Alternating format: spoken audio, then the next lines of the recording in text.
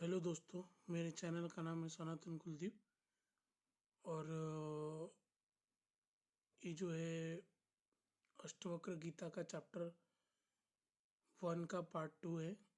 और चैप्टर 1 का पार्ट 1 आपने वीडियो में देखा ही होगा। ये चैप्टर 1 का पार्ट 2 है। तो चलिए देखते हैं कि ऋषि अष्टवक्र जी राजा जनक को क्या कहते हैं।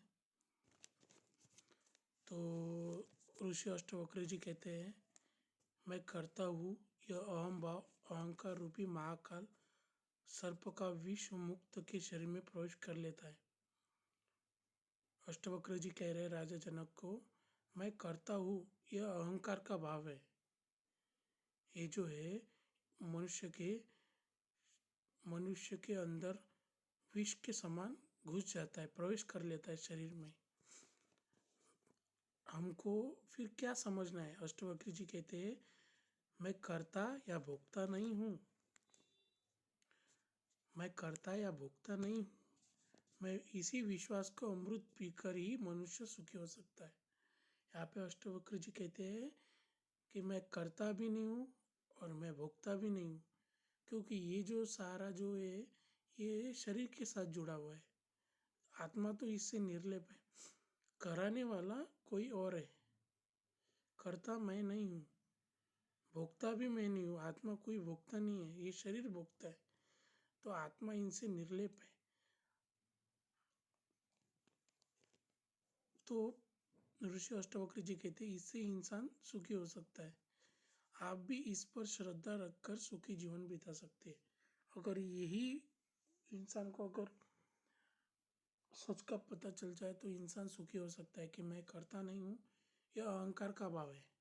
मैं करता हूँ मतलब ये मैं करता हूँ, ये अहंकार का भाव है।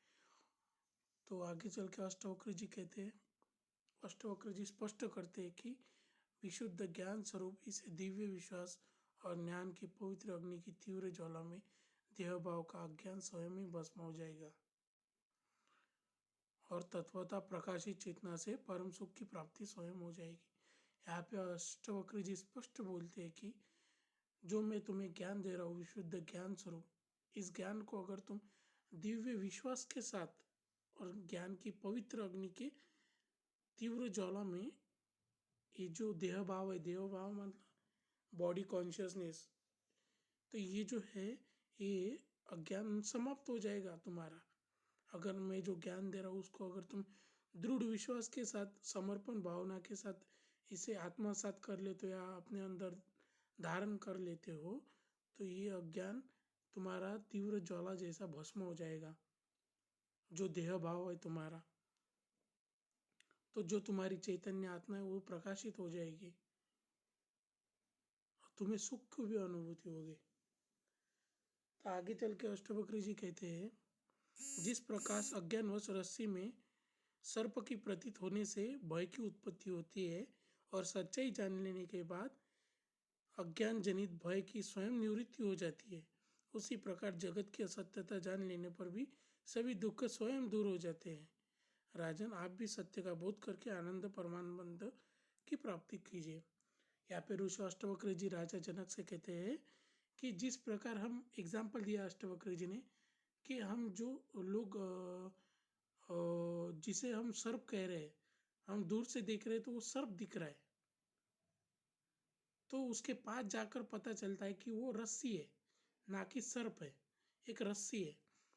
तो ऐसे ही अगर हमें बोध हो जाए इस जीवन का, ये जो देह भाव है, ये दुनिया है, ये धर्म अधर्म जो विचार में मंथन रहते हैं, अगर इसको हम असत्यता मानकर अगर जान गए, जैसे रस्सी को, सर्प को अगर रस्सी जान गए, तो कहते हैं कि सभी दुखों से दूर हो सकते हैं। तो ये जगत मिथ्या है हमारे लिए। हमें ये जो है देह भाव है कि हम जो जी रहे हैं, तो इसको हमें सर्प ने माना है, ये रस्सी है, इसको जानना है हमें। तो स्वयं ही इंसान इससे दुखों से दूर हो सकता है। बोध करके आनंद परमानंद की प्राप्ति कीजिए, ऐसा ऋषि अष्टावक्र जी राजा जनक से कहते हैं। तो आगे चल के ऋषि अष्टावक्र जी कहते हैं, जिस व्यक्ति को यह निश्चय हो जाता है कि मैं मुक्त रूप हूँ, वही मुक्त हो जाता है। और जो समझता है कि मैं अल्पज्ञ जीव संसार में बंधन में अनिवार्य रूप से बंधा हूँ, वो बंद रहता है। जैसी ही मति वैसी ही गति होती है। ये लोकप्रिय किंवदंती सत्य है। ये जो किंवदंती है, जो कहते हैं जैसी मति वैसी गति, तो यहाँ पे अष्टावक्र जी कहते हैं कि किसी इंसान को अगर समझते हैं कि मैं मुक्त हूँ, तो वो स्वतः ही मुक्त होने का एहसास होगा उसे, और उसे लगेगा मैं इस संसार रूप में फंस चुका हूँ। तो उसे लगे वो फिर इसी संसार में फंस चुका है। यही दुनिया की सच्चाई है। और जैसे हमारी मति रहेगी, जैसे हमारी सोच रहेगी, वैसे हमारी गति रहेगी। हमारी गति कैसी होगी? मोक्ष की मिलेगी या इस संसार में फंसने की मिलेगी? तो जैसी हमारी मति रहेगी, अगर तुम ठान लोगे कि इस दुनिया में हम मुक्त हैं, इस संसार रूपी चक्र से मुक्त है, इस देह भाव से मुक्त है, तो हम मुक्त हो जाएंगे। अगर अगर तुम इसमें फंसे हुए हो, तुम्हें लगता है कि यहाँ से नहीं निकल सकते, तो तुम बंधे हुए हो। ऐसे ऋषि अष्टावक्र जी कहते हैं। आगे चल के ऋषि अष्टावक्र जी कहते हैं, देहादि अभिमान दूर करने की जनक जी की प्रार्थना पर ऋषि अष्टावक्र राजा जनक को कहते हैं कि हे शिष्य, तुम चिरकाल से इस देहाभिमानी रूप में जाल में फंसे हुए हो। इस जाल को अपनी ज्ञान रूपी तलवार से काट दो कि मैं बोध रूप अखंड परिपूर्ण आत्मा हूँ। तभी तुम सच्चे सुख से अधिकारी बनोगे। तुम सच्चे सुख के अधिकारी कब बनोगे? सुख इधर उधर नहीं है, शांति इधर उधर नहीं है, हमारे आत्मा में है। तो यहाँ पे ऋषि अष्टावक्र जी कहते हैं कि तुम देह अभिमानी जो खुद को समझ रहे हो, बॉडी बॉडी समझ रहे हो, इसे तुम ज्ञान से, उस ज्ञान से, तुम्हारे ज्ञान से, अष्टावक्र जी कहते हैं, तुम्हारे ज्ञान से इस देह अभिमानी रूप को काट सकते हो और तुम आत्मा को जान सकते हो, क्योंकि आत्मा ही तुम्हें सुख दे सकती है। अगर तुम आत्मा को जानोगे तो, और सुख के अधिकारी बनोगे, क्योंकि आत्मा जो है अखंड परिपूर्ण आत्मा है। तो आगे चल के ऋषि अष्टावक्र जी कहते हैं, हे शिष्य, तुम आत्मरूप होने से निरपेक्ष हो, अर्थात भूख प्यास शोक मोह जन्म मरण षट उम्मीद से रहित हो। इनमें से भूख प्यास प्राण की, शोक में मोह मन की, और जन्म मरण सूक्ष्म देह के धर्म है। ये कोई धर्म तुम आत्मा के नहीं है। तुम स्वतंत्र हो, निर्विकारी हो, सोम हो, रहित हो, सदा शांत हो। तुम्हारा विशुद्ध चैतन्य रूप ही आत्मा रूप ही अपना सदा स्वरूप है। यहाँ पे ऋषि अष्टावक्र जी कहते हैं कि ये जो है तुम्हारे देह के धर्म है। कौन से धर्म है? तुम्हें भूख लगना, शोक करना, जन्म मरण इत्यादि संसार रूपी चक्र में फंसना, ये तुम्हारे जो है सूक्ष्म देह के धर्म है। ये कोई धर्म तुझे आत्मा का नहीं। आत्मा सदा सर्वदा मुक्त है। आत्मा निर्लेप है। आत्मा शांत स्वरूप है, आनंद स्वरूप है, प्रेम स्वरूप है। आत्मा का ये धर्म है। तो ये तुम्हें बॉडी बॉडी समझना ये अज्ञान है। बॉडी, हम खुद को बॉडी समझने अज्ञान है। खुद को आत्मा समझना यह ज्ञानी आत्मा की निशानी है।